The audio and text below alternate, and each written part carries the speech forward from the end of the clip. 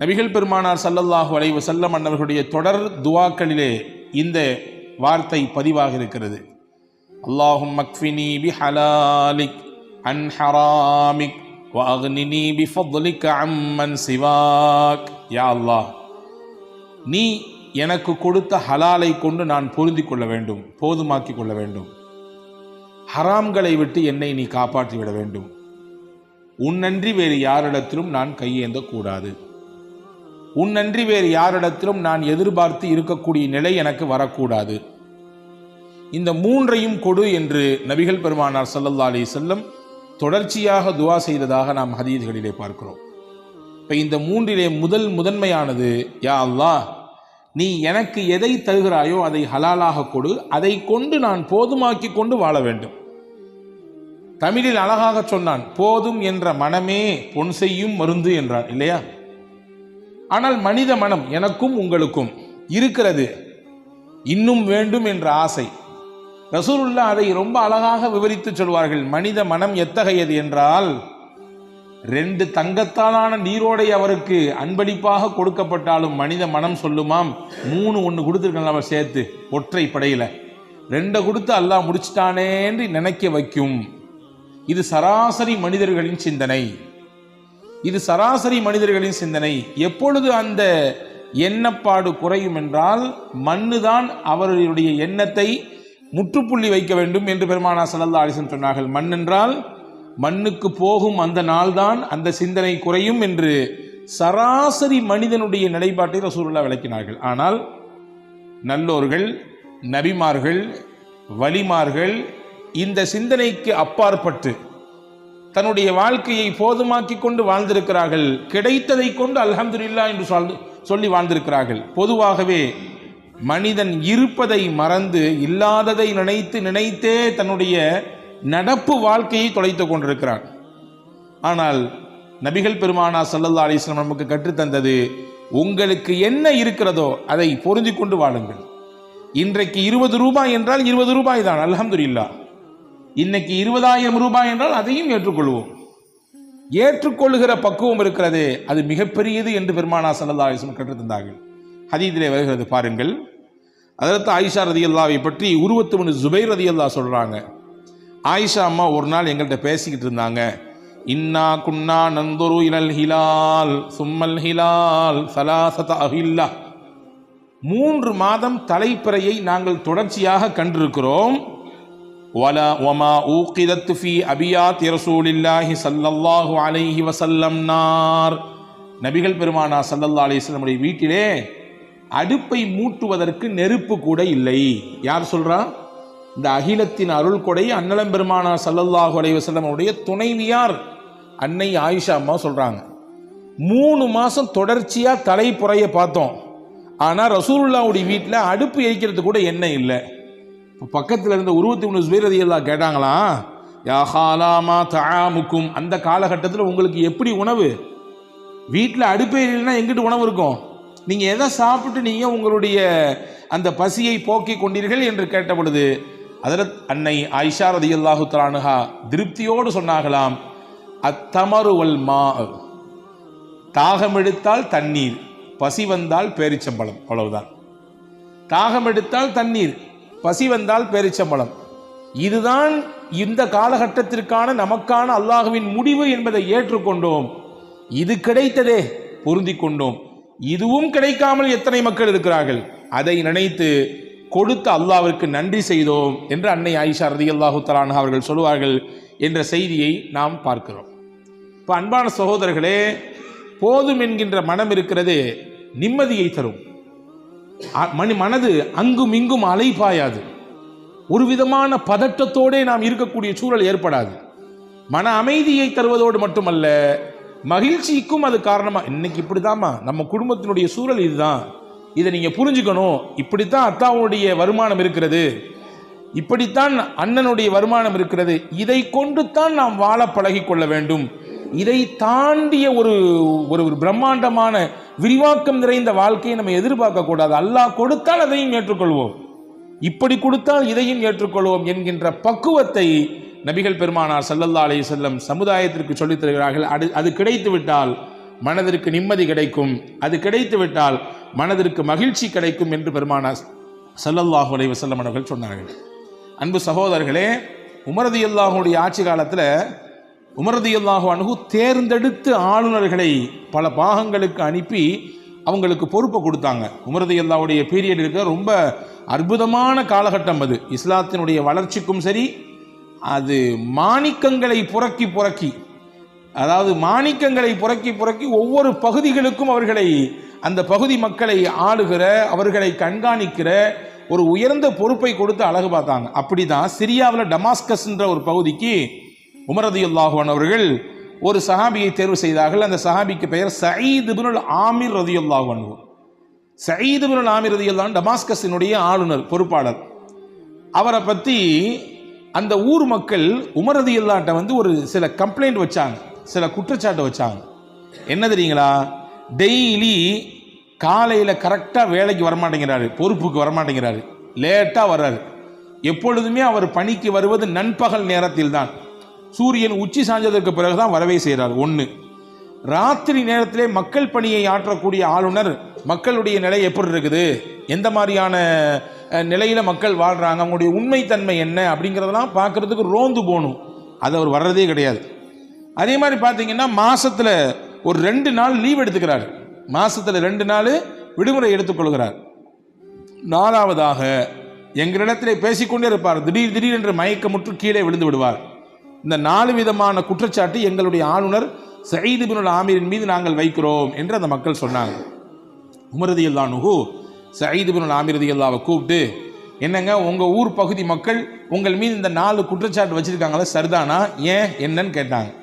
அதில் சயீத் ரலியல்லாஹு சொன்னாங்க, 4மே உண்மைதான், ஆனால் 4க்கு பின்னாடி 4 காரணங்கள் இருக்குது, அதை நான் சொல்லக்கூடாதுன்னு நினைக்கிறேன். ஆனால் எப்போ பொது வழிக்கு பேச்சு வந்துடுச்சோ, பேச்சு வராத வரைக்கும் அதை பற்றி பேச தேவையில்லை, எப்போ பொது வழிக்கு பேசுபொருளாக ஒரு செய்தி வந்து விட்டதோ அதை தெளிவுபடுத்த வேண்டிய பொறுப்பும் கடமையும் எனக்கு இருக்கிறது. இப்போ நான் சொல்கிறேன், நான் டெய்லி ஏன் நான் என்னுடைய பணிக்கு நான் தாமதமாக வருகிறேன், ஏன் நண்பகலில் வருகிறேன் என்றால், நான் இந்த மக்களை ஆளும் ஆளுநர் தான், எனக்கு அந்த போஸ்டிங் கொடுத்துருக்கீங்க, அதனால் இந்த போஸ்டிங்கை வச்சுக்கிட்டு நான் என்னுடைய சுயலாபத்திற்கு, என்னுடைய சுய வேலை வாய்ப்புக்காக வேண்டி யாரையும் நான் பயன்படுத்துவது கிடையாது. என் வீட்டில் சொல்ல போனால் பணியாட்களே கிடையாது, நான் தான், என் மனைவி தான், நாங்களே தான் எல்லா வேலையும் காலையிலிருந்து செய்ய வேண்டும். அதையெல்லாம் செய்து கொடுத்து விட்டு எல்லா பிள்ளைகளுக்கான தேவைகளை எல்லாம் முடிச்சு விட்டு எல்லாம் கிளம்பி நடையாக என்னுடைய பணி அமரத்துக்கு வருவதற்கு இவ்வளோ நேரம் ஆகுது, இதுதான் விஷயம் அப்படின்னாங்க. 2வது சொன்னாங்க, ராத்திரி நேரத்தில் ஏன் நீங்கள் ரோந்து போகிறதில்ல?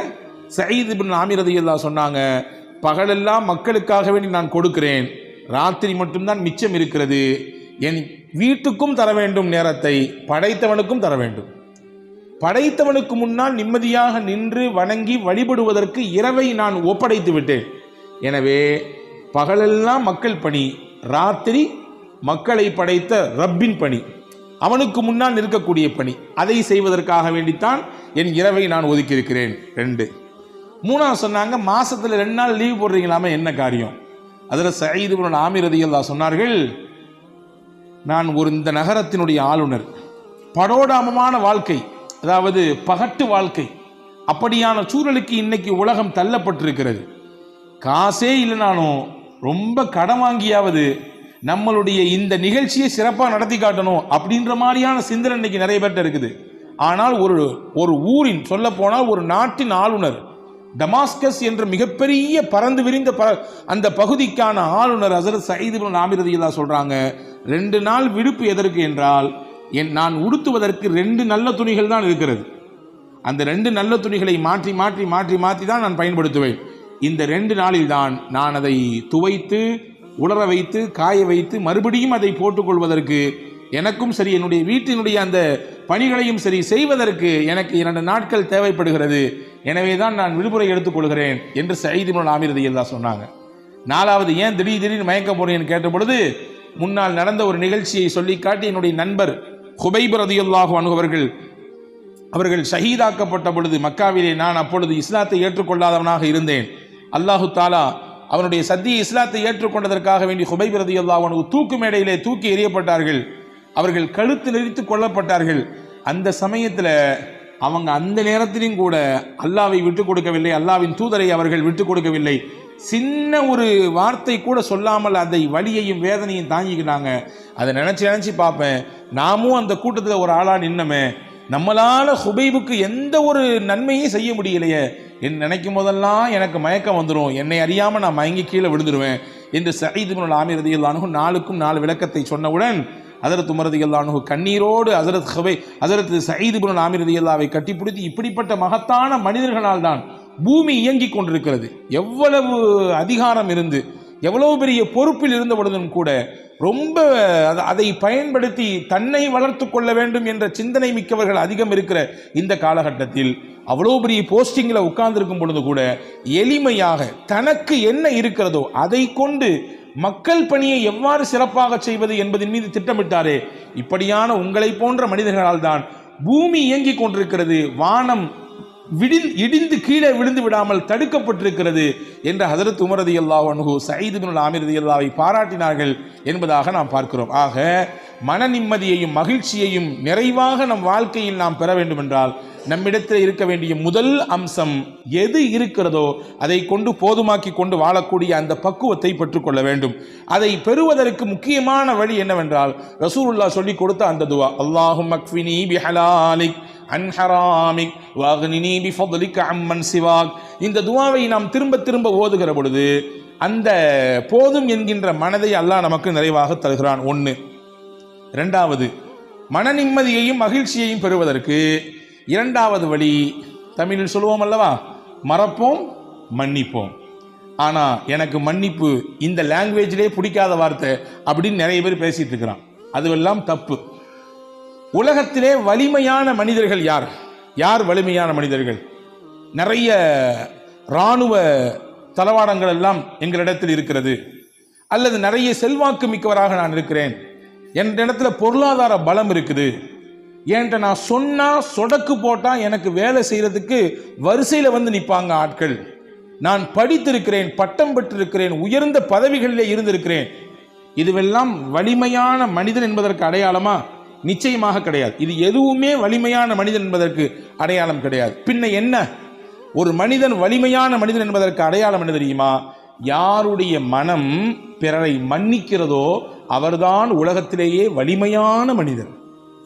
நினைச்சுக்கிட்டே இருந்து அவர் செஞ்சதை, அவர் நமக்கு இழைத்த அந்த துரோகத்தை அல்லது ஏதாவது ஒரு செயலை அல்லது ஏதாவது சில வார்த்தைகளை நினைத்து நினைத்து புழுங்கி கொண்டிருப்பவர் மனிதர், அவன் வலிமையான மனிதர் இல்லை. அதை அப்படியே கையை கழுவி விட்டு அவரும் சதா மனிதர் தான், போகிற போக்கில் ஏதோ அப்படி பேசிவிட்டார், ஏதோ அப்படி நடந்து விட்டார், மறப்போம் மன்னிப்போம் என்று கடந்து போகிறாரே, இவர்தான் வலிமையான மனிதர் என்று அறிஞர்கள் சொல்கிறார்கள். ரசூலுல்லாஹ் உலகத்திலேயே ஆகப்பெரிய வலிமையான மாமனிதர். காரணம் என்ன?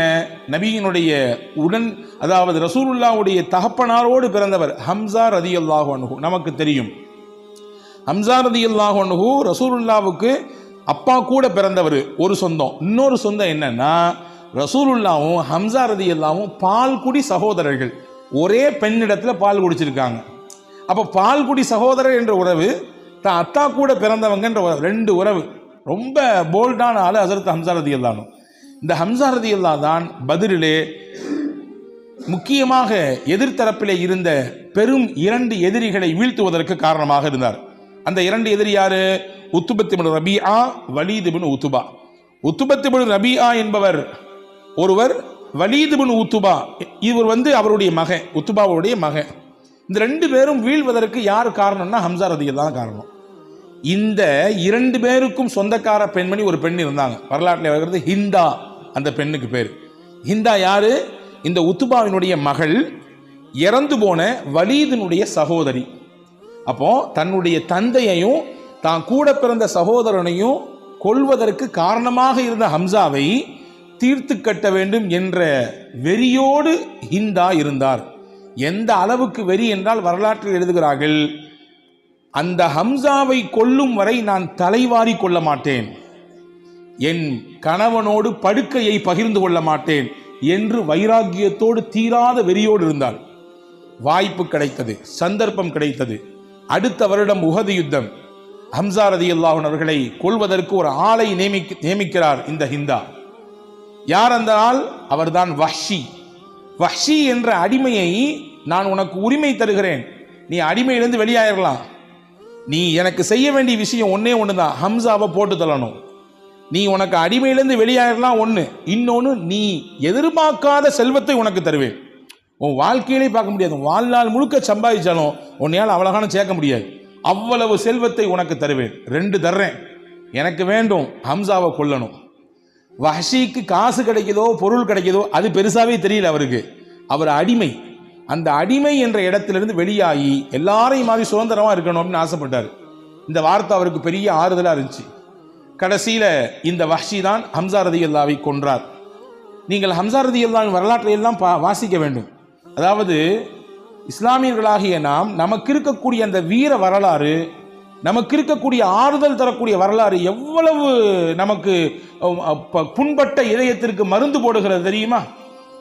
உலகத்தில் முஸ்லிம்களுக்கு இருப்பதை போன்று உண்டான மகத்தான வரலாறு வேறு எந்த சமுதாயத்தும் கிடையாது. எல்லாத்துக்குமே நமக்கு ஒரு முன்மாதிரி இருக்குது. அதிலிருந்து எடுத்து நம்முடைய வாழ்க்கைக்கான பாடத்தை, நம்முடைய கஷ்டத்திற்கான தீர்வை அங்கிருந்தே பெற்றுக்கொள்ளலாம். ஹம்சா ரலியல்லாஹு கொல்லப்பட்டார்கள். எந்த அளவுக்கு என்றால் அவர்களுடைய வயிறு கிழிக்கப்பட்டது, அவருடைய ஈரக்குலைகள் எடுத்து கடித்து மென்று ஹிந்தா துப்பி எறிந்தாள். அந்த அளவுக்கு வெறி. தான் தகப்பனாரையும் சகோதரனையும் கொன்ன ஹம்சா ரலியல்லாஹு பழிதீர்த்து கொண்டாள் ஹிந்தா. இது முந்திய வரலாறு. அப்படி பேக்ல வாங்க, ஒரு 10 வருஷத்துக்கு பின்னாடி, 10 வருஷம் கூட கிடையாது, ஒரு 6 வருஷத்துக்கு பின்னாடி அந்த அம்மாவுக்கு மனமாற்றம் ஏற்படுது. ரசூலுல்லாவுக்கு பெரிய வலி. ஹம்சாவினுடைய அந்த இறப்பை பார்த்து, அவருடைய உடல் சிதைந்து கிடக்கக்கூடிய அந்த காட்சியை பார்த்து ரசூலுல்லாவை ஒரு கட்டம் ஆடி போய் விட்டார்கள், கண் கலங்கி விட்டார்கள். இப்படியான ஒரு வெறி செயல், என்ன ஒரு குரூர சிந்தனை, கொடூர சிந்தனை இது! இப்படி உடலை சிதைத்து சின்ன பின்னப்படுத்திருக்காங்களே சொல்லி ரசூலுல்லாவே அப்படியே கலங்கி போன தருணம் அது. 6 வருஷம் கழித்து ஹிந்தாவுக்கு மனமாற்றம் ஏற்பட்டு தன்னுடைய கணவர் அபூ சுஃபியான் இஸ்லாத்தை ஏற்றுக்கிட்டாரு. நானும் இஸ்லாத்தை ஏற்றுக்கணும்னு ஆசைப்படுறேன், ஆனால் நீங்கள் என் கூட வாங்க, நீங்கள் தான் முஸ்லீம் ஆகிட்டீங்களா, இப்போ முகமதை போய் சந்திப்போம், ரசூலுல்லாவை சந்தித்து நானும் அவங்கள சந்தித்து இஸ்லாத்தை ஏற்றுக்கணும் என்று சொன்ன பொழுது அபூ சுஃபியான் நான் வரமாட்டேன்ட்டார். நீ பண்ண செயல் அவ்வளவு கொடூரமானது, எனக்கே பொறுத்துக்கல. அவர் கூட இருந்த ஹம்சாவை இப்படி கொன்றாயே, அவருடைய மனம் எவ்வளவு நொந்திருக்கும் என்று அபூ சுஃபியான் சொன்னார். கடைசியில் ஹிந்தா அந்த பெண்மணிக்கு மனசே கேட்கல, உஸ்மான் ரலியல்லாஹு பிடித்தார். அதே போன்று தன்னுடைய சகோதரர் இன்னொருவர் இருந்தார், அபூ ஹுதைஃபத் இப்னு உத்பா, அவரையும் பிடிச்சார். நீங்க 2 பேர் தான் ரெக்கமெண்ட் பண்ணணும், கூட்டு போங்க, முகமது ஸல்லல்லாஹு அலைஹி வஸல்லம் கூட்டு போங்க. கூட்டு போனார்கள். முகமது நபி ஸல்லல்லாஹு அலைஹி வஸல்லம் கருணையே உருவான ஹாத்தமுன் நபி அவர்கள் அந்த பெண்மணியை ஏற்றுக்கொண்டார்கள், அவர்களிடத்திலே பையத் செய்தார்கள். அவர்கள் செய்த அந்த குற்றங்களை அல்லாஹ் மன்னித்து விடுவான், உங்களுக்காக வேண்டி வல்ல அல்லாஹ்விடத்திலே நான் பிழை பொறுக்க தேடுகிறேன் என்று சொன்னார்கள். இஸ்லாமிய வரலாற்றிலே அற்புதமான ஒரு நிகழ்ச்சி நடந்தது.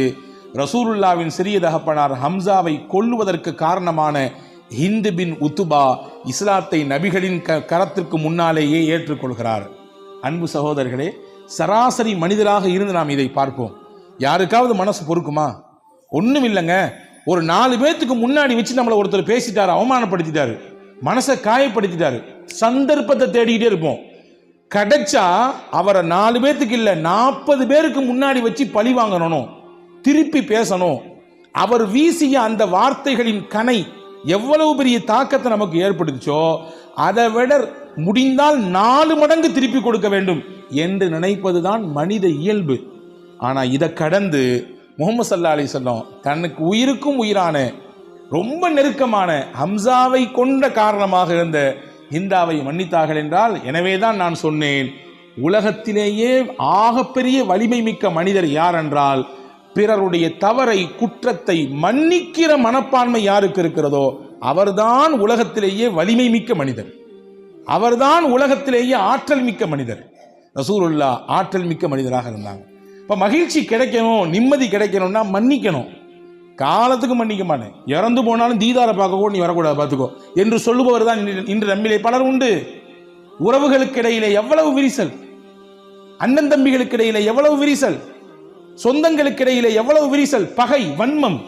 அந்த வன்மமும் பகையையும் உள்ளத்தில் வைத்து எதைதான் சம்பாதிக்க போகிறோம் நாம், எதைதான் கொண்டு போக போகிறோம் நாம். வன்மத்தோடே நாம் இறந்து விட்டால், அன்பர்களே இந்த வார்த்தையை நீங்கள் கவனியுங்கள், வன்மத்தோடும் வெறுப்போடும் இறந்து விட்டால் நம் மீது யார் கோபத்தோடு இருக்கிறாரோ அவர் நமக்காக வேண்டி கையேந்துவாரா? நம்முடைய இழப்பை நினைத்து அவர் வருந்துவாரா? போய் தொலையட்டும் முசீபத்து, இத்தனை காலம் எவ்வளவு கொரூரம், எவ்வளவு வன்மத்தோடு இருந்தா மனுஷன், செத்து தொலையட்டும் என்று அவர் சொல்லிவிட்டார். நம்முடைய மறுமையை அது கெடுப்பதற்கு அது காரணமாகிவிட்டால். எனவே அன்பர்களே, உலகத்தில் மகிழ்ச்சியை தேடினால், நிம்மதியை வேண்டும் என்று ஆசைத்தால் மறங்கள், மன்னியுங்கள், மறந்து போங்கள், கடந்து போங்கள். இதைவிட மிகச் சிறப்பானதை அல்லாஹ் உங்களுக்கு தருவான் என்று மார்க்கம் அழகாக சொல்லித் தருகிறது. இது 2வது வழி. 3வது வழி, அல்லாஹ் நமக்கு என்ன தலைவிதின்னு எழுதியிருக்கிறானோ அதை ஏற்றுக்கணும். கலா கதிரை நம்பியவர்கள் நாம் இல்லையா? கலா கதிரை நம்பி இருக்கிறோம், அல்லாஹ்வின் மீது முழுமையாக சார்ந்து இருக்கிறோம். என்ன நடந்தாலும் உன்னை நான் விடமாட்டேன் என்று அல்லாஹ்வை இறுகமாக பற்றி பிடித்துக் கொள்ள வேண்டும். ரசூலுல்லாஹ் சொன்னார்கள், லவ் அன்னக்கும் ததவக்கலூன அலல்லாஹி ஹக்க தவக்குலிஹி லருஸிக்தும் கமா துர்ஸகுத் தைரு தகுது ஹிபாசன் வ தரூஹு பிதானா. நீங்கள் முழுமையாக அல்லாஹ்வை சார்ந்திருந்தால் என்றால் நம்ம தப்பா புரிஞ்சிக்க கூடாது. கஷ்டத்தில் மட்டும் அல்லாஹ் அல்லான்னு கூப்பிடுறது, ஏதாவது சிரமம்னா அல்லாஹ் அல்லான்னு வணங்குறது, வேகமாக குனிஞ்சு எஞ்சிக்கிறது, அப்போ மட்டும் கண்ணீர் வருது, அப்படி இல்லை. எல்லா காலகட்டத்திலும் கஷ்டம், நஷ்டம், சந்தோஷம், மகிழ்ச்சி, வாழ்க்கை ரொட்டீனா அப்படியே சுற்றிக்கிட்டே வரும். கஷ்டம் வரும், சந்தோஷம் வரும், மகிழ்ச்சி வரும், நெருக்கடி வரும், கவலை வரும், இழப்பு வரும், எல்லாம் சுற்றி வரும். எல்லா சுத்தின் சமயத்திலும் என்னை படைத்தவன் மீது நான் நம்பிக்கையோடு இருக்கிறேன், என்னை அவன் கைவிட மாட்டான் என்ற நம்பிக்கை. அந்த நம்பிக்கையில் நீங்கள் வாழ்ந்தீங்கன்னா எப்படி அல்லாஹு தாலா பறவைகளை பார்த்து கொள்கிறானோ அந்த மாதிரி உங்களையும் பார்த்துக்குவான். பறவைகளை எப்படி பார்க்கிறான்? அது விரும்பியா கூட்டை விட்டு வெளியே போகிறது. இங்கே போனால் நைட்டு சாப்பாடு கிடைக்கும், இங்கே போனால் மதியம் லஞ்ச் கிடைக்கும், இங்கே போனால் காலையில் சாப்பாடு கிடைக்கும், இல்லை, வெறும் வயிற்றோடு போகுது. படைச்சவனுக்கு தெரியும் தர்றதுக்கு, அப்படி போகுது. திரும்பி கூட்டுக்கு வரும் பொழுது வயிறார சாப்பிட்டுட்டு வயிறு நிரம்ப வருது. இந்த மாதிரி அல்லாஹ் உங்களை வைப்பான். நாங்கள் ஸல்லல்லாஹு அலைஹி வஸல்லம் அப்போ கதிரை நம்ப வேண்டும். நமக்கான தலைவிதி என்னவோ அதை நம்ப வேண்டும். ரசூலுல்லாஹ் அழகாக கற்றுக் கொடுத்த ஒரு துவா, அல்லாஹும்ம லா மானிஅ லிமா அதைத் வலா முஅத்திய லிமா மனஅத். எவ்வளவு அற்புதமான வார்த்தை தெரியுமா இது? ரசூலுல்லாஹ் ஓதுன துவா. இறைவா, நீ கொடுத்ததை யாராலும் தடுக்கவே முடியாது. நீ கொடுக்க வேண்டும் என்று நாடிவிட்டால் உலகமே சேர்ந்தாலும் அதை தடுக்கவே முடியாது. ஆனால் நீ கொடுக்க கூடாதுன்னு நினைச்சிட்டா ஊர் இல்லை, உலகமே சேர்ந்து தந்தாலும் தர முடியாது. எல்லாம் உன் கையில் இருக்கிறது. எனவே எங்களுக்கு நல்லதைத்தா என்று பெருமானா ஸல்லல்லாஹு அலைஹி வஸல்லம் அழகாக கற்றுத்தந்தார்கள். கதிரை நம்ப வேண்டும், மனம் தளர்ந்து விடக்கூடாது. ஹதீஸிலே வருகிறது, ஒரு மனிதருக்கு அல்லாஹ் சொர்க்கத்திலே ஒரு பிரம்மாண்டமான மாளிகை கட்டும். நாம் என்ன வீடு கட்டுகிறோம், இதை விட 100 மடங்கு இல்ல, லட்சம் மடங்கு இல்ல, கோடி, அதை விட தாண்டி பிரம்மாண்டமான வீட்டை அல்லாஹ் கட்டி வைப்பான். அதனுடைய பேரழகை பார்த்து அங்கும் இங்கும் சொர்க்கவாதிகளே மதிமயங்கி போவார்கள். யாருக்குரிய வீடு இது? இவ்வளவு பிரம்மாண்டமா இருக்குது, எவ்வளவு பேரழகு என்று சொர்க்கவாதிகளே மயங்கி போவார்கள். அந்த வீட்டுக்கு பேரு பைத்துல் ஹம்த், புகழுக்குரிய வீடு என்று அல்லாஹ் பேர் வைப்பான். யாருக்கு அந்த வீடு தெரியுமா? ரசூலுல்லாஹ் சொன்னாங்க, உலகத்திலே ஒரு மனிதருக்கு நாம் ஒரு பிள்ளையை கொடுத்தோம். அந்த பிள்ளையை நல்லா வளர்த்தாரு, ஆளாக்கினார். நல்ல முறையில் அந்த பிள்ளையை வளர்த்து கொண்டிருக்கும் போது திடீர்னு அந்த பிள்ளைக்கு ஏதோ தெரியல, உடம்பு சுகமில்லாமல் போய் அந்த குழந்தை வஃபாத் ஆயிடுச்சு. அந்த குழந்தையினுடைய இழப்பை தாங்கிக்க முடியல தான். அவருக்கு பிறந்த முதல் குழந்தை வச்சுக்கோங்க, அல்லது அவர் அன்பாக வளர்க்கக்கூடிய குழந்தை வச்சுக்கோங்க, இழப்பு தாங்க முடியல தான். இருந்தாலும் கொடுத்தவன் அல்லாஹ், அவனை எடுத்துக்கிட்டான். இன்னா லில்லாஹி வ இன்னா இலைஹி ராஜிஊன் என்று சொல்லி இதன் நன்மையின் மீது அவர் ஆதரவு வைத்தார். இந்த ரூஹை கைப்பற்றிட்டு போகக்கூடிய மலக்குகிட்ட அல்லாஹ் கேட்பானா, என்னுடைய அடியானுடைய ஈரக்குலையை பறிச்சுட்டு வந்துட்டீங்களா? ஆமையா அல்லாஹ். என்னுடைய அடியானுடைய அன்புக்குரிய பிள்ளையை பறிச்சுட்டு வந்தீங்களா? ஆமையா அல்லாஹ். என் அடியான் என்ன சொன்னான்? யா அல்லாஹ், இன்னா லில்லாஹி வ இன்னா இலைஹி ராஜிஊன். இறைவா, நாங்கள் எல்லோரும் அல்லாஹ்விற்குரியவர்கள், உன் பக்கம்தான் மீண்டு வரக்கூடியவர்கள். நீ என்ன நினைத்தாலும் எங்களை நீ பயன்படுத்திக் கொள்ளலாம், எப்படியும் பயன்படுத்தலாம். இப்படி சொன்னா அல்லாஹ். அப்படியா சொன்னா? அவ்வளவு சோகத்திலையும், அவ்வளவு இழப்புலையும், அவ்வளவு வழியிலையும் என்னை புகழ்ந்தானா? கெட்டுங்க அவனுக்காண்டி ஒரு வீட்டை, பிரம்மாண்டமா கெட்டுங்க. அந்த வீட்டுக்கு பேர் வைங்க பைத்துல் ஹம்த், புகழுக்குரிய வீடு. அந்த சோதனையில என்னை புகழ்ந்தானல்ல, என்னை மறக்கலல்ல, அவ்வளவு நெருக்கடியில என்னை புகழ்ந்தானல்ல, அதற்காக வேண்டி அவனுக்கு புகழுக்குரிய வீட்டை கட்டுங்கள் என்று நபிகள் நாயகம் ரசூலுல்லாஹி ஸல்லல்லாஹு அலைஹி வஸல்லம் அல்லாஹ் சொல்வதாக சொன்னார்கள். கதிரை நம்ப வேண்டும். நம்பினால் அல்லாஹ் மகிழ்ச்சியை தருவான். நமக்கான தலைவிதி தான் என்பதை ஏற்றுக்கொள்வோமையானால் அல்லாஹ் மகிழ்ச்சியை மட்டுமல்ல நிம்மதியையும் கொண்டு வந்து சேர்ப்பான். அதே போன்ற 4வது வழி, உலகத்திலே எந்த நிகழ்ச்சி நடந்தாலும், நம் வாழ்க்கையில் எப்படிப்பட்ட நிகழ்வுகள் ஏற்பட்டாலும் நேர்மறையாக பார்ப்பதற்கு கற்றுக்கொள்ள வேண்டும். எதிர்மறையாக எதையும் பார்க்கக்கூடாது. நேர்மறை சிந்தனை, பாசிட்டிவ் திங்ஸ் சொல்றாங்கல்ல, நெகட்டிவ் திங்ஸ், இதுல எது வேண்டும்? மனித மகிழ்ச்சிக்கு பாசிட்டிவாக எதையும் பார்க்க வேண்டும், நேர்மறையாக பார்க்க வேண்டும். ரசூலுல்லாஹி ஸல்லல்லாஹு அலைஹி வஸல்லம் கடுமையான வலியோடும் வேதனையோடும் பதட்டத்தோடும் ஹிரா குகையிலேருந்து ஓடி வந்தாங்க. என்னைய போத்துங்க, நான் எனக்கு ரொம்ப பதட்டமா இருக்கு அப்படின்னு சொல்லி.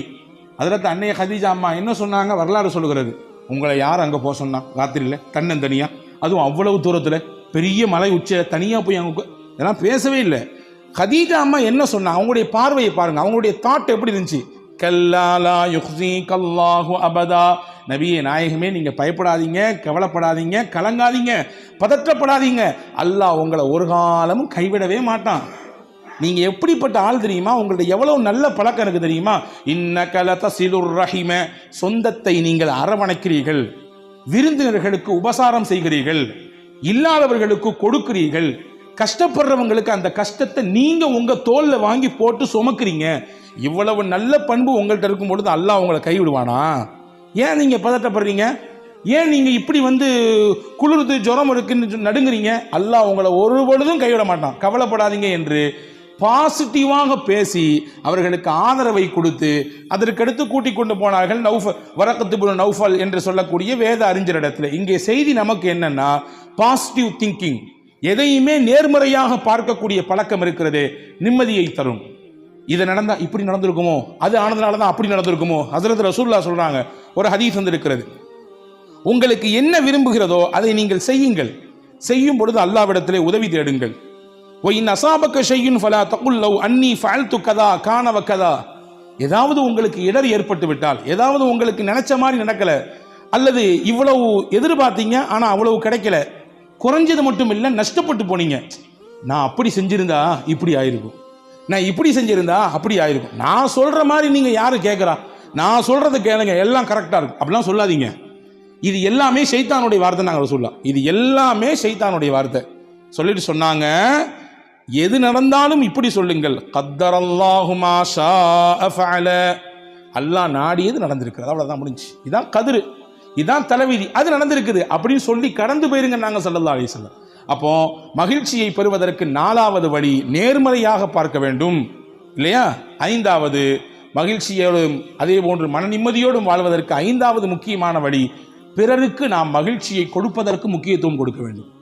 நாம எப்படி சந்தோஷமா இருக்கணும்னு ஆசைப்படுறோமோ அந்த மாதிரி பிறரை சந்தோஷப்படுத்துறதுக்கு நம்முடைய வாழ்க்கையில கொஞ்சம் நேரங்களை ஒதுக்கிக்கணும். ரசூலுல்லாஹி சஹாபாக்கள் கேட்டாங்க, யா ரசூலல்லாஹ், நாங்கள் செய்யும் செயலிலேயே சிறந்த செயல் எதுன்னு கேட்டாங்க. ரசூலுல்லாஹ் சொன்னாங்க, தொழுக, நோன்பு அல்லது தஹஜ்ஜத், இதெல்லாம் ஓகே, இதெல்லாம் சிறப்பான செயல் தான், மாற்றுக்கிறதே கிடையாது. ரசூலுல்லாஹ் சொன்னாங்க, ஒரு முஸ்லீம் செய்யும் செயலிலேயே சிறந்த செயல் எது தெரியுமா? ஒரு மனிதனுடைய உள்ளத்திலே மகிழ்ச்சி ஏற்படுத்துறது காரணமா இருக்கிறது. ஒருத்தனை சந்தோஷப்படுறதுக்கு அவர் காரணமா இருப்பார். அவர் வார்த்தையோ அல்லது அவருடைய செயலோ அல்லது அவருடைய கொடுக்கல் வாங்கலோ பிறருக்கு சந்தோஷத்தை தரும். அதுதான் சிறப்பான செயல் என்று பெருமானார் ஸல்லல்லாஹு அலைஹி வஸல்லம் சொன்னார்கள். ஹதீஸிலே வந்திருக்கிறது, பெருமக்களே நீங்கள் கேளுங்கள் கண்டிப்பாக இதை. மறுமை, ஒருவன் இறந்து போய்விட்டால் அவரை கொண்டு போய் மண்ணறையிலே அடக்கி விடுகிறோம், இல்லையா? மண்ணறை என்பது தனிமையின் வீடு, அங்கே துணைக்கு யாரும் கிடையாது. நமக்கு பக்கத்திலே ஆள் இருக்கும், கூப்பிட்டால் நம் குரலை கேட்டு ஓடுவதற்கு உதவி செய்வதற்கு எக்கச்சக்கம் உலகத்தில் உண்டு. ஆனால் மன்னரை தனிமையின் வீடு. ஆனால் உலகத்தில் யாரு அடுத்தவங்களை சந்தோஷப்படுத்தினாங்களோ அது அவர் கொடுத்த ₹1 இருக்கலாம், அல்லது ஒருவேளை சாப்பாடா இருக்கலாம், அல்லது அவர் கஷ்ட காலத்தில் செய்த ஒரு உதவியா இருக்கலாம், வச்சுக்கங்க, அவர் கொடுத்த ஏதோ ஒரு ஆலோசனையா இருக்கலாம், அல்லது அவர் கொடுத்த ஏதோ ஒரு சின்ன வழிகாட்டுதலா இருக்கலாம். அதனால அவருக்கு நல்ல வேலைங்க, அந்த இடத்துல அந்த சந்தில் ஒருத்தர் இருந்தார், ஒரு பாய், அவர்கிட்ட கேட்டேன், அவர் தான் கரெக்டாக வழிகாட்டினார், அவர் மட்டும் அங்கே இல்லைன்னு வச்சுங்களேன் வேற எங்கேயோ மாறி போயிருப்பேன். இது ஒரு சந்தோஷம், இது ஒரு மகிழ்ச்சிக்கான காரணம். இப்படி ஏதோ ஒரு காரணத்திலே மனிதருக்கு மகிழ்ச்சியை கொடுத்தார். ரசூலுல்லாஹ் சொன்னாங்க, இந்த மகிழ்ச்சியை அல்லாஹ் நாளைக்கு என்ன செய்வான் தெரியுமா? இவர் இறந்த பின்னாடி இதற்கு உருவம் கொடுப்பான். உருவம் கொடுத்து கபருக்கு பக்கத்தில் கொண்டு போய் வச்சிருவான்.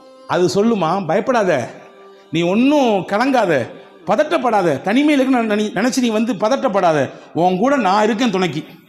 ஏன்னா நீ உலகத்தில் வாழும் பொழுது எத்தனை பேரை சந்தோஷப்படுத்தின, எத்தனை பேரை மகிழ்ச்சிப்படுத்தின, உன்னுடைய பொருளாதாரத்தை கொண்டு எத்தனை பேர் மகிழ்ச்சியா இருந்தாங்க, உன்னுடைய உதவியை கொண்டு எத்தனை பேர் ஆனந்தப்பட்டார்கள்.